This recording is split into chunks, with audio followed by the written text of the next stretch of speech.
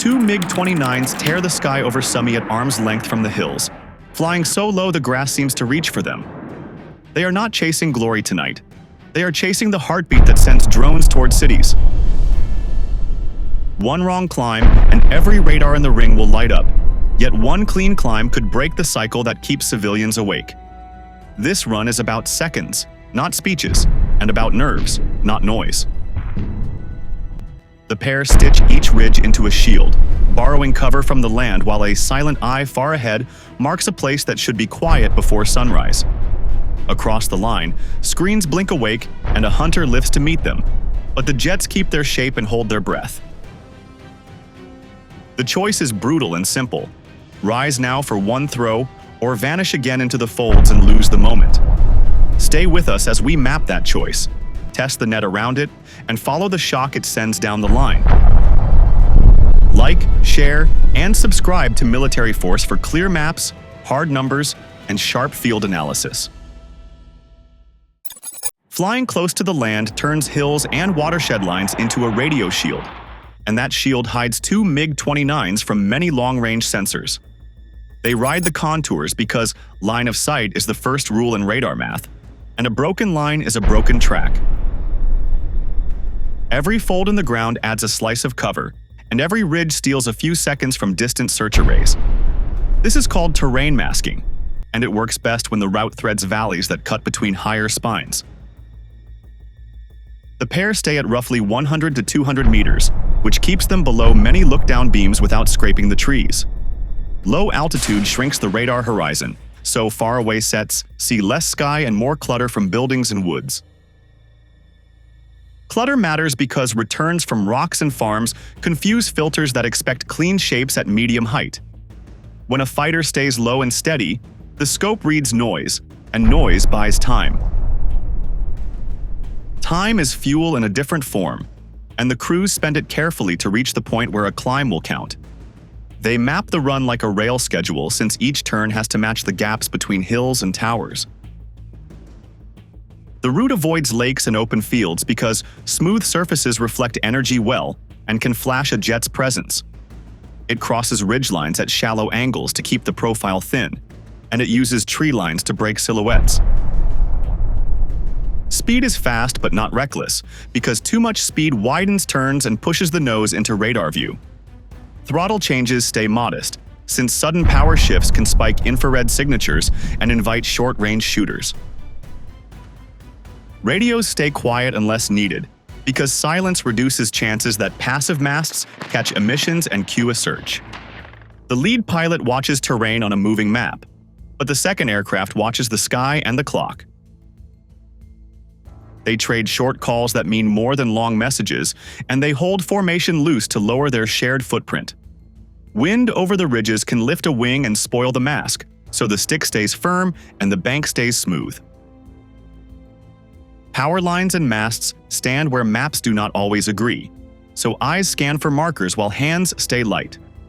A river bend gives cover on one side but opens a view on the other, so the pair hug the darker bank. They skim behind barns and grain silos because big shapes throw big shadows in radar space. Each kilometer they steal behind the terrain cuts the exposure window that distant batteries can exploit. Sensors that do catch a hint will pass it through layers of command, and layers cost seconds that pilots can use. Those seconds add up across the route, turning a long ingress into many short sprints from cover to cover. The plan holds a single hard climb when the release geometry demands height, and everything before that protects the option. Energy management matters because a clean zoom takes stored speed and trades it for the altitude a glide bomb loves. If they climb too early, they become a neat track for look-down radars and mid-range missiles.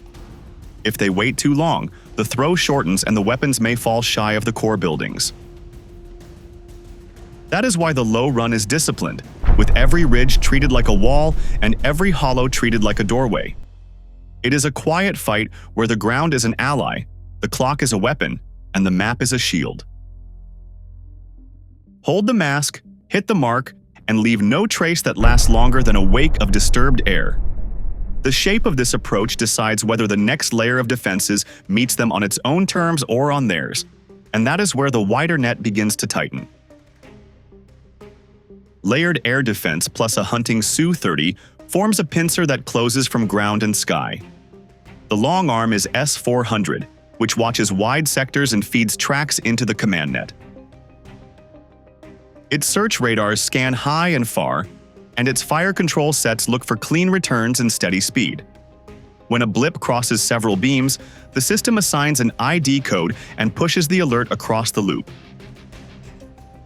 That alert matters because it moves fast, and fast routing cuts the time pilots have to hide.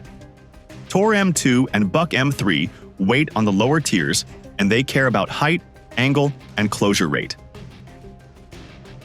The Tor battery protects columns and sights, and it hits low flyers that slip under bigger umbrellas. Its radar spins up in seconds, and its missiles fire from canisters with little prep and little noise.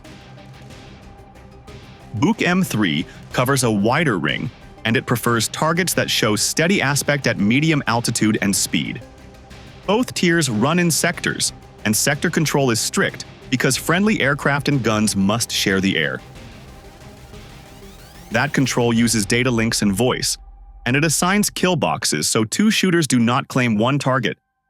Rules of fire change by day and hour, and a higher officer can hold or release weapons with one call. The logic is simple yet hard, since every new track competes for attention and batteries have reload cycles. Missiles are not cheap, and crews must balance threats because decoys are common and time windows are short. The Su-30 patrol adds pressure because it can see down and shoot beyond visual range with guidance from the ground. Its radar can filter terrain clutter, and its data link paints a picture that matches what the batteries see. That fusion turns weak hints into real tracks, and real tracks become firing solutions in a few steps. A patrol can sprint to a gate point and launch, while the ground radars hold the lock and pass updates. This teamwork punishes climbs, because the moment lift increases, the jet shows more surface and more speed change. Look-down modes love that change, and guidance laws like stable targets, so a clean ascent becomes an easy shot. At low level, the risk shifts to Tor teams, since their engagement time is measured in single digits of seconds. Crews train to set ambush angles near river bends and road cuts, and those angles block jukes and late flares. Buck batteries cover the gaps between Tor pockets, and they shoot over trees where trucks and sheds hide masts. Each layer forces trade-offs, and each trade burns fuel and adds stress, while the clock keeps working for the defense. Electronic warfare adds more noise, yet noise helps both sides because it blinds shooters and hides gaps that attackers need. When jamming rises, controllers switch tactics, and they cue optical sensors or passive arrays that read emissions and heat. Those cues are short but sharp, and they guide a missile or a fighter just far enough to matter. A pair of jets can beat this net only by managing angles and seconds, and by denying an easy pattern. They must cross the threat rings on imperfect lines, and they must force the defenders to hand off under stress. A stressed handoff invites mistakes, and mistakes leave a seam where a climb can happen and a weapon can glide. Yet a climb without proof is a gamble, so the strike package needs eyes on the ground to confirm the hub. That is why a quiet scout has been watching the same cluster for hours, because hard confirmation can buy a clean throw. Persistent TB2. Surveillance builds a live target picture that turns suspicion into a firing order. The drone stays on station for 6 hours, and endurance matters because patterns only show up over time. A steady orbit at medium height keeps the optics stable, while the link sends clean video back to the ground van. Electro-optical sensors track shape and movement, and infrared picks up heat when sunlight or smoke hides details. Repeated takeoffs and landings from the same warehouse mark a routine, and routine is the first clue of command activity. Orlan 10 airframes roll out on a short strip, and support crews move fuel drums and toolkits in regular cycles. Vehicle traffic forms loops between the shed, a parking yard, and a small admin block, which suggests roles inside the compound. Antennas on vans tilt and return to neutral after each sortie, and that motion implies uplink and handoff for UAV control. Every segment gets time-stamped and tagged, and that catalog lets planners cross-check with past nights. When the drone counts multiple launches inside a narrow window, it signals a hub rather than a casual pad. A hub means operators, servers, spares, and fuel, and those nodes are more fragile than the airframes themselves. The TB2 crew plots bearings for each liftoff, and several tracks point toward power lines and railway corridors. That geometry fits a task list aimed at civilian infrastructure, which raises the payoff of a strike. The drone also watches for air defense tells, like a Pantsir radar spinning up when the orbit shifts closer.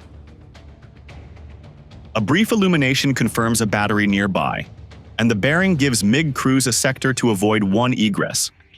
The feed notes generator noise and heat plumes behind the main building, and that pattern aligns with a server room. A warm roof section over a cool facade hints at racks inside, and racks mean command functions. Ground teams add open-source images and old maps, and the overlay tightens the aim point to a specific block. The pilots do not need street names, but they do need a corner, a door, or a stack that will still be there at release. The TB2 gives that anchor by marking vents and skylights that hold contrast at dawn. GPS may be unreliable under jamming, so the strike will lean on inertial navigation first. That makes the final visual lock critical, since a seeker needs a recognizable thermal shape to finish the run. The drone builds a library of frames for that purpose, including views from several angles to hedge against smoke. A quick shift of the orbit tests whether defenders notice, and their slow reaction suggests attention is fixed elsewhere. The crew records shift changes at the gate, and a short window appears when fresh guards walk the fence. That window lines up with the planned climb, which saves fuel and trims exposure. A side yard shows stacked fuel tanks, and a tanker arrives just before sunrise, which raises the value of a hit. Maintenance doors open on a schedule, and carts move parts between bays, which indicates a repair line for Orlan cells. The camera catches a van with a dish mast behind the admin house, and cables run toward the main hall. That layout splits command, parking, safe quarters, and maintenance into 4 clear zones. 4 zones allow 4 aim points, and 4 aim points allow 1 pass to cut control, burn fuel, remove crews, and wreck spares. The TB2 team sends coordinates, roof sketches, and thermal cues to the strike package, and the pilots load them into the computer. Short-coded calls confirm receipt, because radio discipline keeps the net quiet and the route covert. A backup file holds contrast markers in case clouds roll in, since the strike cannot wait for perfect weather.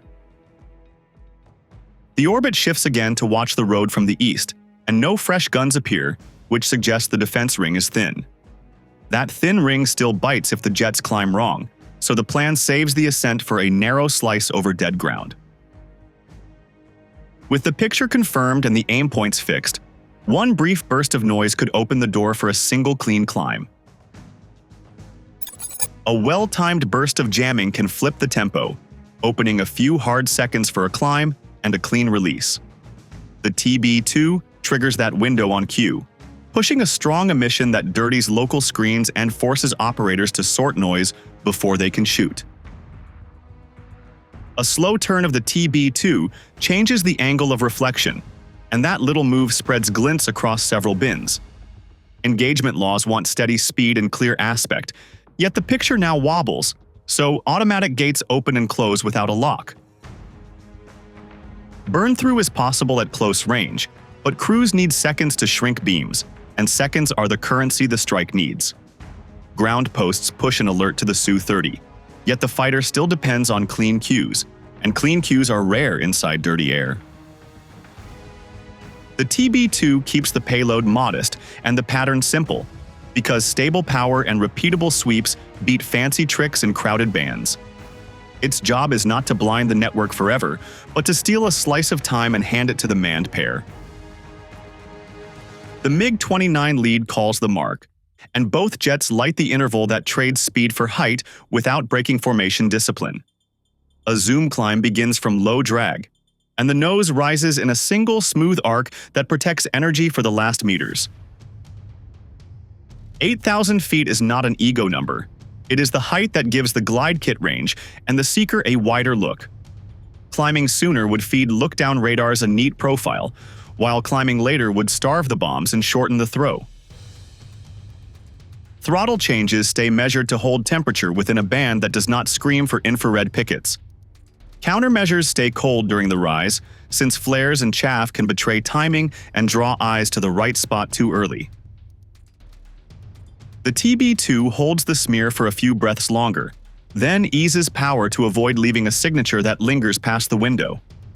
On the ground, battery chiefs split tasks between chasing ghosts and guarding real lanes, and that split things their focus at the worst moment. A Tor unit slews toward a bright patch and loses it, while a buck track drifts and must be rebuilt from weak returns. Command circuits stay busy with short, clipped words, and busy circuits slow the handoff that could have pinned the ascent. The MiG-29 computers show green for geometry, and the lead pickles first, because a clean toss matters more than a perfect picture. The wingman ripples a heartbeat later, keeping spacing tight enough for mutual cover, yet wide enough to dodge one cone of fire. From this point, guidance must carry the load, since jamming cannot fly the last mile or pick the exact room. The TB2 stops pushing and goes back to watching, because confirmation after the strike will prove the value of the risk. What began as a blur on scopes is now a pair of weapons in free flight, and the airframe's work shifts to exit lines. The window closes as quickly as it opened, but the altitude it bought will carry the bombs through the storm they must cross. That stolen slice of time now hands the mission to inertial brains and an infrared eye, and those tools will pick 4 critical nodes.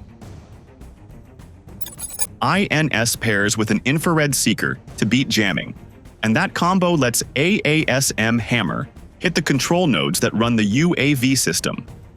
INS holds the path when GPS is noisy, so the bomb keeps course and time without outside signals. Ring laser gyros measure tiny turns, and the computer corrects drift many times each second. In the final seconds, the IR seeker takes over, and it looks for a heat pattern that matches the library sent by TB2. This handoff matters because a clean picture at the end is worth more than perfect data at the start. The first impact goes into the UAV command building, where servers and radios sit behind a warm roofline. A penetrator drives through floors, the fuse delays a blink, and the core collapses into its own weight. With command cut, operators lose links, so launches pause, and drones already airborne fall back to failsafe. The second weapon tears through the vehicle yard and a fuel truck, and the blast sets off nearby tanks. Fire rolls across parked vans, antenna masts bend, and the control lot turns into scrap.